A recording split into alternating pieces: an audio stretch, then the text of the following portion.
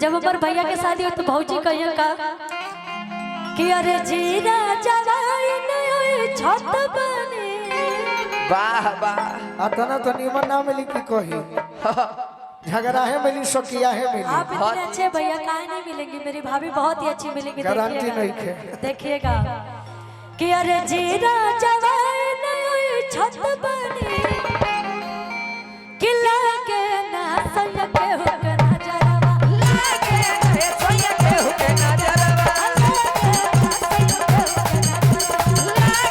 रे सोया के हुके नजरवा। और का कही भाई जाई हीरो बड़ा राजा सैया छत बने। और आगे चल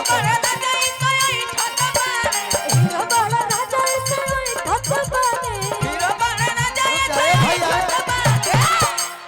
अरे यार आपका अंदाज बहुत अच्छा है। हाँ जी आवाज तो है ही, गायकी है ही, हाँ जी। बाकी हीरो वाला कैसे कहलू हा? कैसे कि अरे हीरो बड़ा राजा से ठत बने। ए पियर को हैला हैला बहुत बहुत धन्यवाद। तार उत्तर देखे जाए कि हीरो बड़ा राजा से ठत बने। हीरो बड़ा राजा ये ठट मारे और सत्य है ना कोनो लोई की सच्चाई बताओ। और जीरा जवाई छत बने। जीरा जवाई नहीं ठट मारे जीरा जवाई छत बने। जीरा जवाई नहीं ठट मारे ले लो ले लो, ले ली। ये आशीर्वाद हो। हाँ हाँ पैसा कतनो मिल जाई, सही बात। बाकी श्रोता के हाथ से मिल गई तो जनी है जे तहार कार्यक्रम अच्छा होता। सही बात, भले पेमेंट मत मिले। अरे लागे ना सैया के होके नजरिया। लागे ना भैया के होके नजरिया लागे ना भैया के होके नजरिया। हटगलिया में एक दिल तोड़ा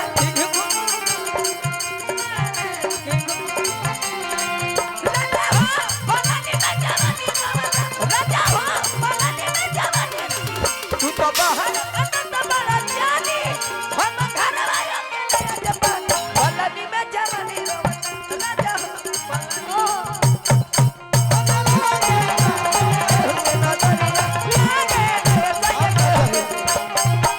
और तहार भौजी का कही बताओ।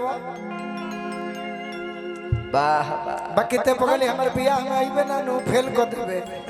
ऐसा नहीं कि हम कही रहे लेकिन आपके ब्याह में हम जरूर आई, केहू के ब्याह में जाई चाहे ना जाए। एक महीना पहले ही आई वही जो डेरा जमाने के विचार है, क्या आपको क्या लग रहा है? हरदी के गीत गावे के बनू। हाँ तो हर दिन सब में में आए आई, सब में पगली आई। सही बात। बिल्कुल और हमारे। का कही तहार भौजी बताओ।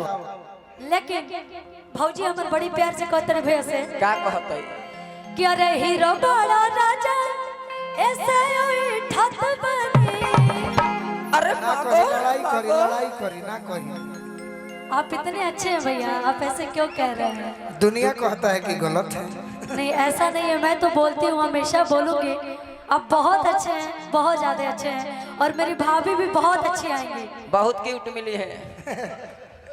छोड़ो सपना मत देखो, अभी न तक बड़ा जाए।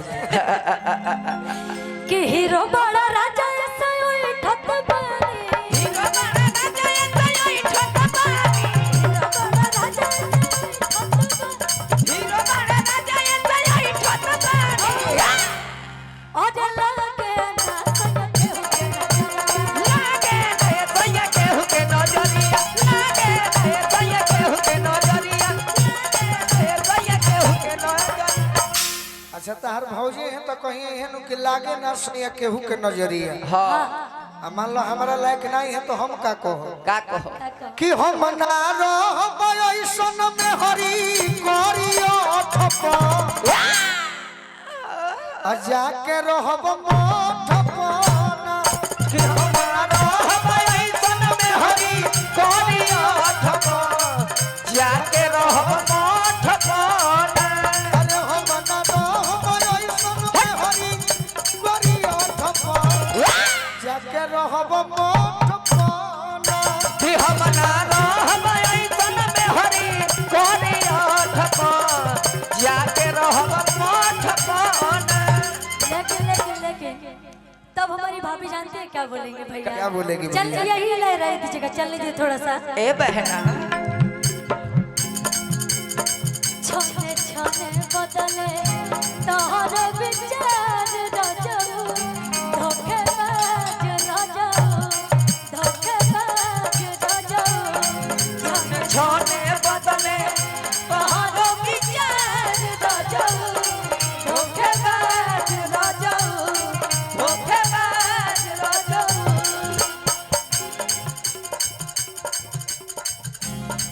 तू तो लागताड़ो एक तो पुरन बाज रजऊ, धोखेबाज रजऊ। धोखेबाज रजऊ, धोखेबाज रजऊ। नवीन भैया प्रमुख जी की ओर से अच्छा हमार मेहरारू कही के धोखेबाज रोजू चलत रहे लाहे लाहे नवीन भैया प्रमुख जी की ओर से आशीर्वाद मिलल हाँ जी तो हमहू नु कहो का कहब तू कोइले बाड़ू चाहे हाँ जी मन लगा ली हो पियरऊ से बात करी के मुलाकात करी के मन लगा ली हो हियरऊ से बात करके मुलाकात करके तू हमारा पर शक करबू हाँ जी मने तहर भौजाई शक करी है हाँ हाँ कि छने छने बदले तोहरो मिजाज रहू तो हम ना शक करो काहे तुम इहेनु कह भाई का कहब मन लगा ली हो पियरऊ से बात करी के मुलाकात करी के मन लगा ली हो हियरऊ से बात करके मुलाकात करके अच्छा वो सब तो ठीक है, हाँ जी जब रहुआ सब करो हाँ हाँ तो हमारे भौजी कहिए का कही चल ले दीजिएगा। चले जाना चले भौजाइए वही कहता है अरे पियावो भी जरूरी है, पियरो भी जरूरी है। अरे पिया भी जरूरी जरूरी है। है यारो भी जरूरी है पियावो भी जरूरी है, पियरो भी जरूरी है। अरे पिया भी जरूरी है यारो सुना जी बोलिए। मने तहर भौजाई कहिए कि पियो भी जरूरी है जब आप सब करेंगे तो मेरी भाभी क्या करेंगी बताइए? पियो भी जब तब तक गोली मार दे बोर करके भले 2 साल जेल में रहो नवीन भैया प्रमुख जी की ओर से तब तो हमहू कहो का कहो नैकी भी जरूरी है पुरनकी भी जरूरी है अरे नयकी भी जरूरी है बुढ़िया भी जरूरी है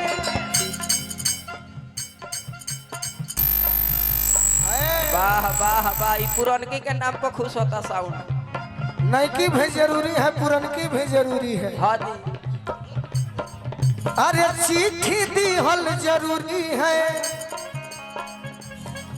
अरे चिट्ठी दिल जरूरी है कनखी भी जरूरी है अरे चिट्ठी देहल जरूरी है कनखी भी जरूरी है अरे चिट्ठी दिल जरूरी है अरे चिट्ठी देहल जरूरी है कनखी भी जरूरी कहता हर जवाब हाजिर बा हाँ कही कही जब आप इतना बता देंगे अपनी राज की बातें हाँ तो मेरी भाभी किसी से डरेंगे थोड़ी ना, वो भी बता देंगे। वो गोली खा जाएंगे क्या बोलेंगे? मर्डर हो जाएगी हरियर टिकुलिया हरदा टिकुली सटले हरियर टिकुलिया हरदार टिकुली सटले बानी हरियर टिकुलिया हरदा टिकुली सटले बानी हरियर टिकुलिया हरदार टिकुली सटले बानी एही रे टिकुलिया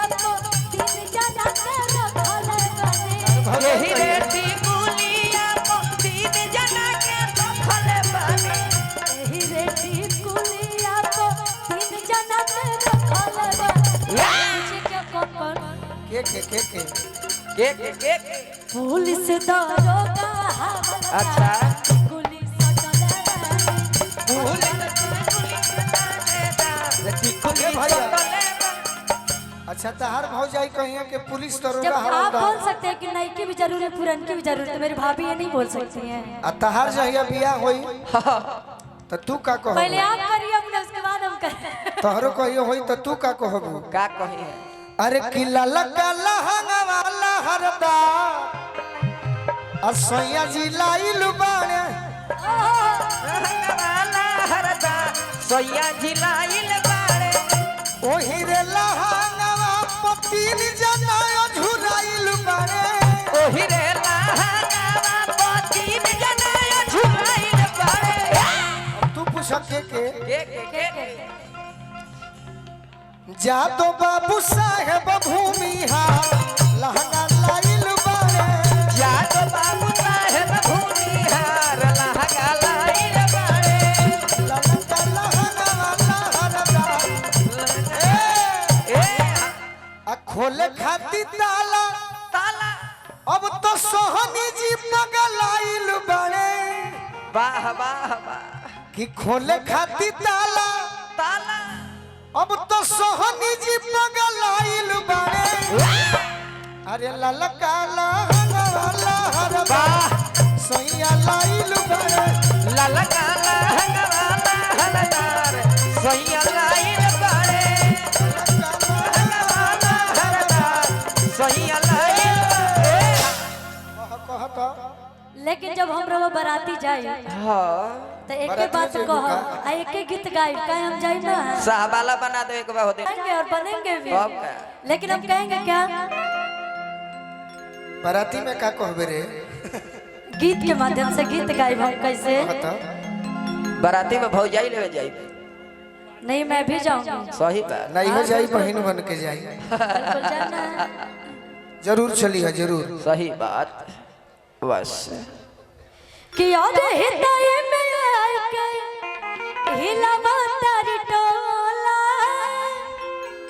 कि हृदय में आके हिलावा तारी टोला, हिलावा तारी टोला, कि भैया तार साले हो गई बाबा भैया कहताली हो गईली बाबा बोला भैया कहताली हो गईली बाबा बोला